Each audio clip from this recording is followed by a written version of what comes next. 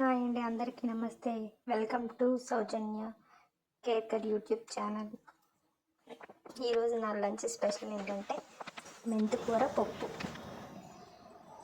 నేను సొంతంగా కుండీలో వేసుకుని పెంచుకున్న మెంతికూర అండి. చూస్తున్నారుగా, కట్ చేసుకున్నా ఈరోజు. ఇప్పుడు కర్రీ చేసుకున్నాం. కడాయి పెట్టుకొని ఆయిల్ వేసుకొని కొంచెం ఎక్కువ నూనె పడుతుంది, బాగుంటుంది ఎక్కువ నూనె అంటే. ఆవాలు, మినపప్పు, శనగపప్పు, జీలకర్ర, ఈ మూడు పోపు వేసుకోవాలి.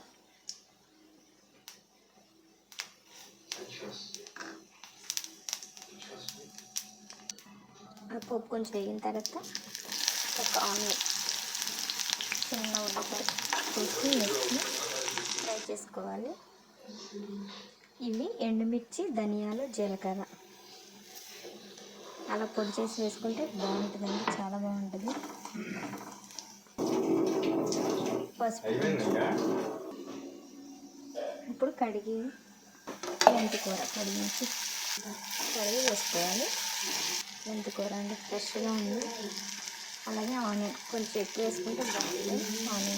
ఆనియన్స్ కాదు, సారీ, వెల్లుల్లిపాయలు ఎక్కువ వేసుకోవాలండి, చాలా బాగుంటుంది.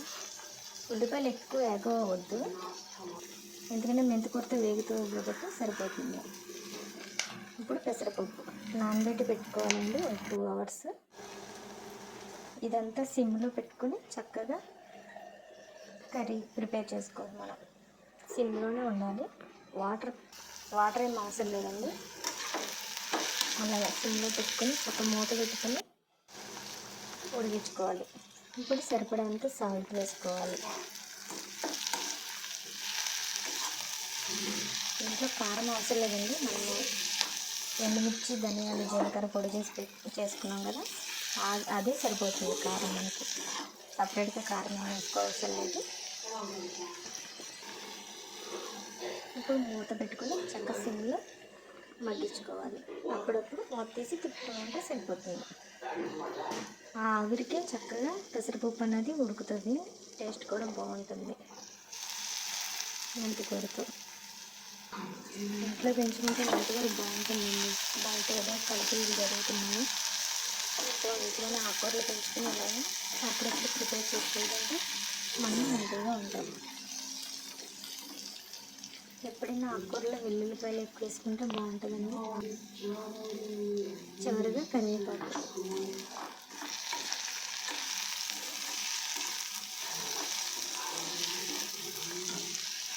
చక్కగా కలుపుకోవాలి. ఆకుకూరలు చేసేటప్పుడు ఎప్పుడైనా సరే కరివేపాకు దించే సమయంలో వేసుకుంటే బాగుంటుందండి ఆ ఫ్లేవర్. ఇప్పుడు మూత పెట్టుకోవాలి ఒక 2 minutes సిమ్లో. చూసారు కదా, అయిపోయింది. ఒక్క 1 minute మూత పెట్టుకుని